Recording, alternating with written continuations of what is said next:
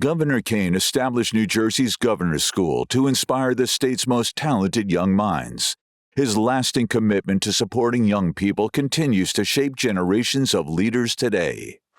What was so visionary about Governor Kean bringing Governor's School here is it unearthed those kids and brought them together and showed them a world of knowledge and information that they really had no access to. Because remember, back then, we were not on the web.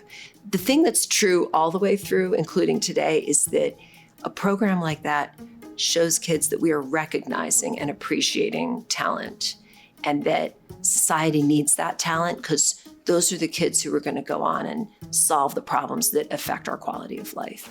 It was part of a legacy that focused on giving young people an opportunity to do things they might never have thought they could do, and it made a difference in a whole bunch of young people's lives. Probably 1987, I was a high school student in New Jersey at Watchung Hills Regional High School. I was selected to participate in the Governor's School of the Sciences. We learned about Einstein's theory of relativity and how it worked. And I just remember being like, if you find the thing you love, when you get around people who love it, it's rocket fuel. We won the Nobel Prize in 2011. The work that we did came out in 1998. So, you know what, I went to governor's school in 1987, so just 11 years from in governor's school to making a Nobel Prize discovery. And I feel like I can draw a real through line back to that course in special relativity that I took in governor's school. It really inspired me to go into a career in science. Here at Drew University, we run the Governor's School program in the sciences, which Governor Kean established in 1984. And so we'll be having our 42nd program this year. We consistently get close to 300 applications every year of students looking to participate in the program. You know, Governor Kean had this central insight that public service, civic engagement was actually waning among the youth in the 1980s. And the Governor's School was an effort to address that in a very meaningful way. And I think it did that actually very successfully. Once you go to Governor's School and you meet all these other girls who like science, you realize you're not alone, and this is cool. And this is what it means to walk the talk when you're a leader. Governor Kean, after forming this program, every summer he visited each one. When you're 16 and you meet the governor of the state who's thanking you for applying to this program and working hard, it's just amazing. And I've been a Governor Kean groupie ever since. New Jersey Governor's School is just one example of leadership set by Governor Kean, who shows that integrity, vision, and courage can define a life of public service. There is no playbook, but leaders like Governor Kean provide a clear example of the standard to strive for. And in the divided times we now find ourselves in, his example of selfless bipartisan leadership is more important than ever. He has shown that integrity, vision, and courage define true public service. One of the things about Governor Kean that I think is really important, and it's important for a young person if they want to be successful.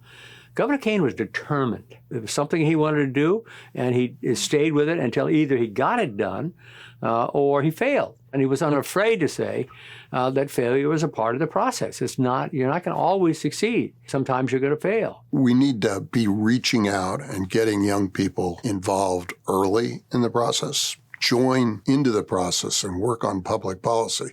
And I've seen a number of really, really able people who start their careers by serving and serving well and brilliantly.